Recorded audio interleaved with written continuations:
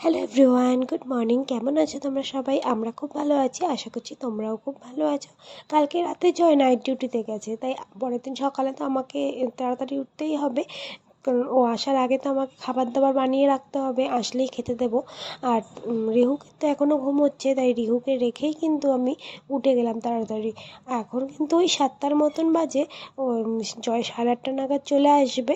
আর তারপরে কিন্তু আমি তাড়াতাড়ি করে ফ্রেশ হয়ে খেয়ে নিলাম একটু গরম জলে চিয়া সিডস, মানে আগের দিন রাতে চিয়া সিডস ভিজিয়ে রেখেছিলাম, সেটাকেই গরম জল দিয়ে আর খেয়ে নিলাম। আর আমার থাইরয়েডের ওষুধ চলে, সেটাকেও খেয়ে নিলাম। তারপরে কিন্তু রান্নাবান্না স্টার্ট করে দিয়েছি। আর রান্নাবান্না স্টার্ট করতে করতে কিন্তু রিহুও উঠে গেছিলো, জানো তো। আর এখন জয়ের যে ডিউটিটা থাকে, সেই ডিউটিটা কিন্তু মানে জয় 8:30টার সময় বাড়িতে আসে। আগে যেরকম 6:30টায় বাড়িতে আসতো, তো খুব অসুবিধা হয়ে যেত। 6টার সময় আমি ঘুম থেকে উঠতাম, তো আধা ঘন্টার মধ্যে কী আর হয় বলো। এখন যেরকম 1.5 ঘন্টার মধ্যে আমার রান্নাবান্না হয়ে যায়। আর যদি টাইম থাকে তাহলে তো আমি ঘর দুয়ার ঝাঁট দিয়ে মুছতেও পারি। তো এখন দেখো রান্না করছিলাম, এখানে ভেন্ডি ভাজা বসিয়েছি, একদিকে ভাত বসিয়েছি, একদিকে কিন্তু রিহু উঠে বসে আছে। তো তাই যাই হোক, আমার কিন্তু রান্নাবান্না যেহেতু কমপ্লিট হয়ে গেছে, বাসন কোসনও মাজা হয়ে গেছে, তো জয় এখনও এসে পৌঁছায়নি। তাই ভাবলাম আজকে চলো ঘরটা ঝাঁট দিয়ে দিই।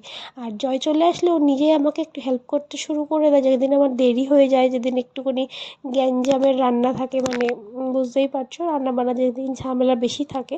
আজকে যেমন সিম্পল রান্না করেছি, ভেন্ডি ভাজা, ডাল, মাছ আর ভাত। তো এটা তো তাড়াতাড়ি হয়েই যায়। তো জয় কিন্তু চলে এসেছে, ওকে আমি খেতে দিয়ে দিয়েছি। তাই সেই ফাঁকে আমি একটু ঘরটাও মুছে নিয়েছি। তারপরে কিন্তু আমিও ফ্রেশ হয়ে ব্রেকফাস্ট করে নিয়েছি। ব্রেকফাস্ট আজকে ছিল এই কালা চানা ভিজিয়েছিলাম, ওইগুলোকে একটু সেদ্ধ করে নিয়েছি, আর সাথে শসা পেঁয়াজ দিয়ে আমরা এটা দিয়েই কিন্তু আজকে ব্রেকফাস্ট করেছি। আর এরই মধ্যে কিন্তু নিচের বৌদি মোটর চালিয়েছিল, তাই ভাবলাম চলো তাড়াতাড়ি করে আগে কুলারটা ভরে নিই।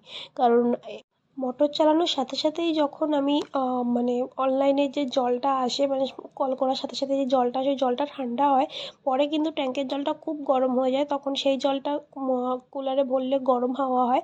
তার জন্য আমি তখনই ভরে নিলাম, তারপরে স্নান টান করে পুজো দিয়ে